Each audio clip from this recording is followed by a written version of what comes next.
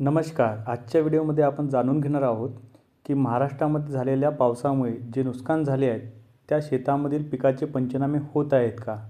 काही ठिकाणी पंचनामे होत नाही आहे, तर आपण काय करावे? पावसामुळे मराठवाडा विभागात 5,36,000 हेक्टर पिकाचे नुकसान झाले आहे. राज्यभरात सुमारे 22 लाख हेक्टरपेक्षा जास्त खरीप पिके पाण्याखाली गेली आहे.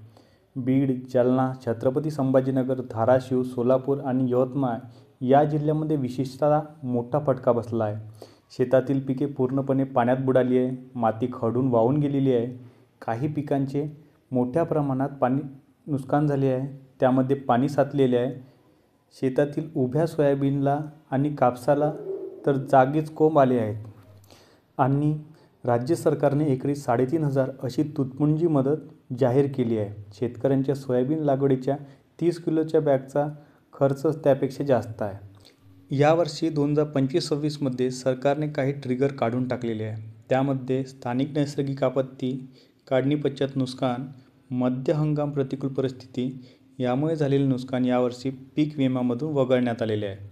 आणि उंबरठा उत्पादनावर आधारित पीक नुकसान भरपाई देण्याचे ठरवले आहे. तरी या कारणामुळे नुकसान झाल्यास तलाठ्याला आपल्या पिकाच्या नुकसानीचा पंचनामा करायला लावायचा आहे.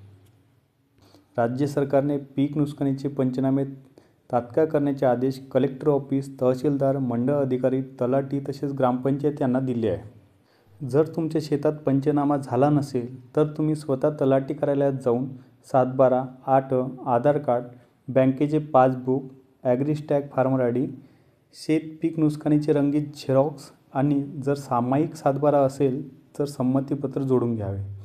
हे तुम्ही एक शेतकरी जाण्यापेक्षा सर्व शेतकरी मिळून गेले तर ते अधिकारी तुमच्या शेतात येणार आणि त्यांना यावंच लागेल आणि पंचनामा करावा लागेल.